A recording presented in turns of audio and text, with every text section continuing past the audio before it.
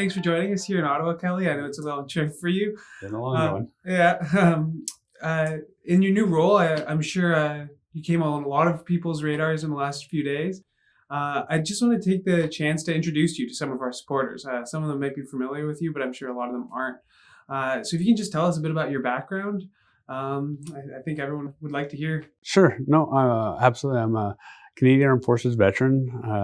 Spent most of my time with the PPCLI, so Princess Patricia's Canadian Light Infantry, and the Canadian Airborne Regiment.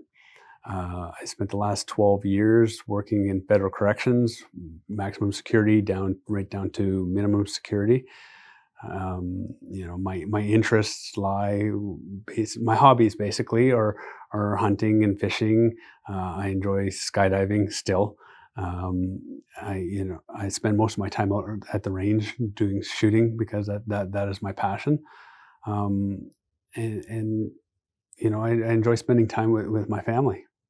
And how did you end up choosing the PPC instead of one of these older, more traditional parties? The Western provinces need to have a stronger, more definitive voice in the West, and the PPC offers that for the Western provinces.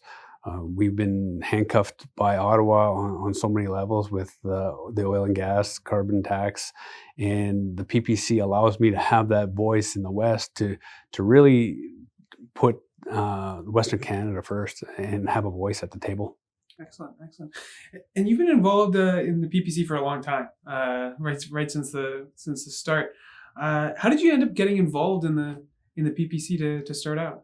Initially, it was funny. I ran in 2019, as you know, in Calgary Nose Hill.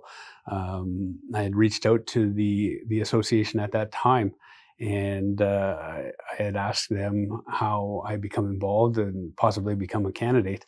I wanted to run in my home riding of Red Deer Mountain View, but at that time that position had been taken. So I remember I received a phone call from Kara, a lady that belonged to the association, and asked if I was still interested in being involved, and I said absolutely. And so I attended my first event, and I laugh now because I received a phone call from headquarters, and they said that that Paul Mitchell was going to be in the riding, and would I be interested in running in a different riding? So I said, you know what, absolutely. And so involved with that, and I still remember the phone call to this day. I think it might have even been from you, where Kelly, we got a riding for you. We believe you up for the challenge. How would you feel about running against Michelle Rempel? And I just sort of laughed because my throat just sort of got really, really dry. My stomach just sank, and I was like, oh Lord, because I knew that was a pretty big endeavor at that time. But I'm like, I remember saying to you, I'm all in.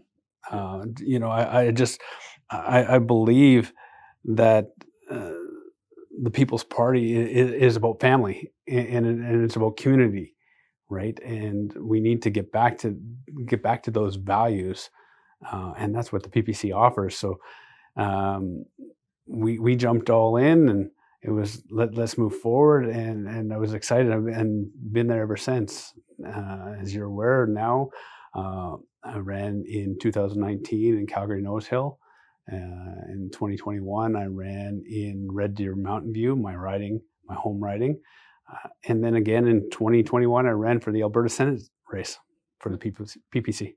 There's two back-to-back campaigns. Back-to-back campaigns. It was my team was probably pretty well overwhelmed, but you know what? It was encouraging because it gave us a really, really good gauge as to where the PPC stood within Alberta, especially the Senate race.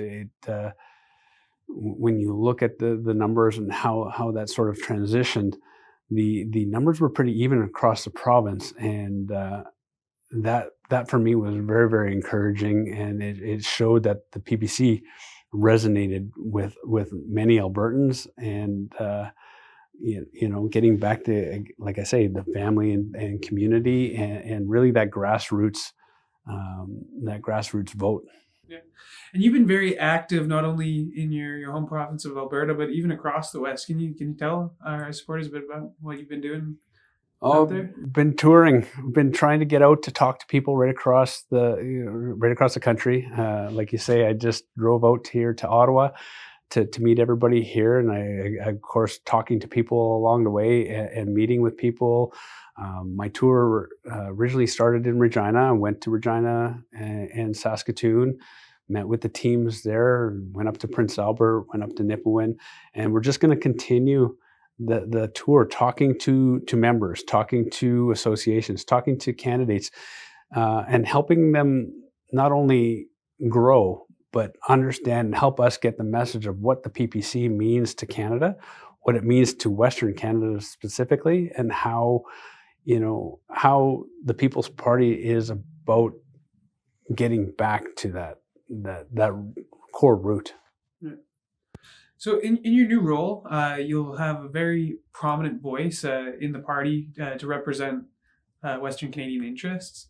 I'm wondering if there are any ideas or issues that you think might be underserved by the traditional parties and things that you're looking forward to pushing within the PPC.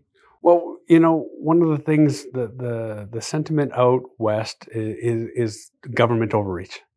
Okay, and of course that Western alienation that's felt right across the West, by Ottawa.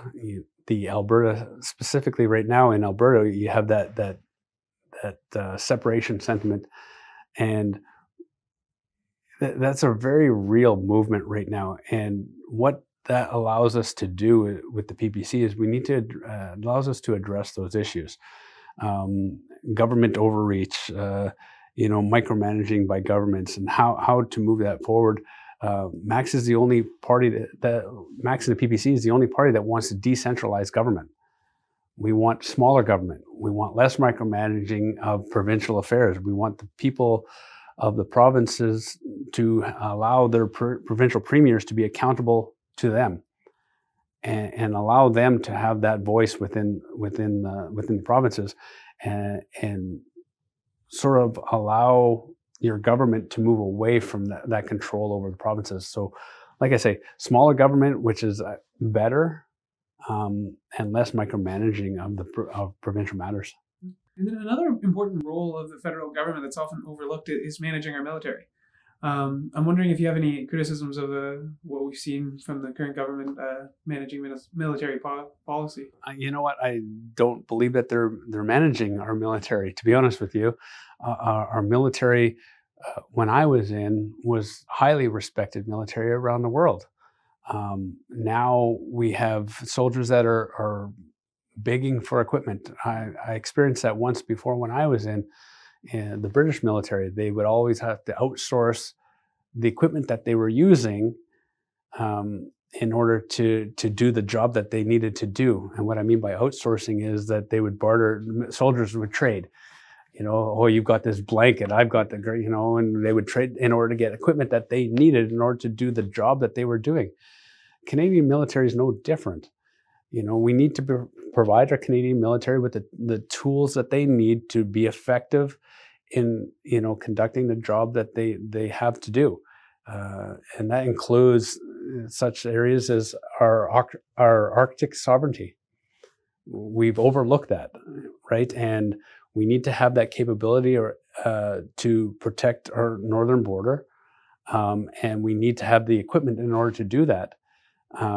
When we're focusing on our uniforms, do you know what I mean? As a gender neutral uniform. Well, really, is that really a priority for our military? It's a pretty sad state when that's our priority.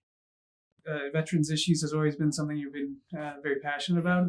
You're one of the architects of our current policy for veterans, and I know you have some more ideas that we're looking to incorporate. I'm wondering if you can speak to that. The veterans platform policy is very important to me. Obviously, being a veteran, one of the things that I've noticed is how hypocritical our government has been when it comes to veterans.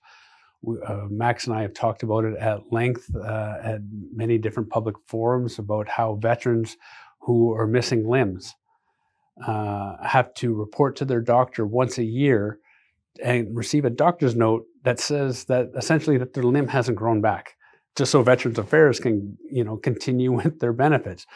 How ridiculous is that? Um, veterans served our country to give us our rights and freedoms. We need to cherish those rights and freedoms, and we need to cherish the veterans that made that sacrifice. In 2000, I think it was 2018, 2019, every member of parliament stood up in the House of Commons and said that they were going to support veterans and help get veterans off of the street. And not $1 has gone to prevent that or to help veterans get off the street. I've gone and toured many facilities in Alberta that, homes for heroes and stuff like that. And no funding came from the federal government. It was all private. So it was virtue signaling on behalf of our government. And that's what's nice about this platform when it comes to Maxime and addressing veterans issues, is that we very much want to take care of our veterans, and we want to enshrine in law the ability to take care of our veterans and ensure that that isn't changed by future governments. To wrap things up, I'm wondering if you have any message for our supporters across the country in Western Canada. You know what? I'm looking forward to representing the people of Western Canada. I'm going to be starting my tour again here. I'm going to be heading to Vancouver here soon. Got a bit of a drive. A bit of a drive, yeah. But I'm looking forward to I want people to go to the website and check on the events and see if I'm going to be in your area. And if I am, come out and say hi. I'm looking forward to meeting, our members, non-members, people who just have questions about what the PPC is. Come out, say hi, listen to what we have to say, and take a look at the People's Party platform. And I'm just excited. I'm excited to represent not only Western Canada, but I'm very much looking forward to getting up north, up into Northwest Territories, and talking to the people there and bringing the People's Party of Canada message to the north. Excellent. Well, thanks for joining us today, Kelly. Thank you.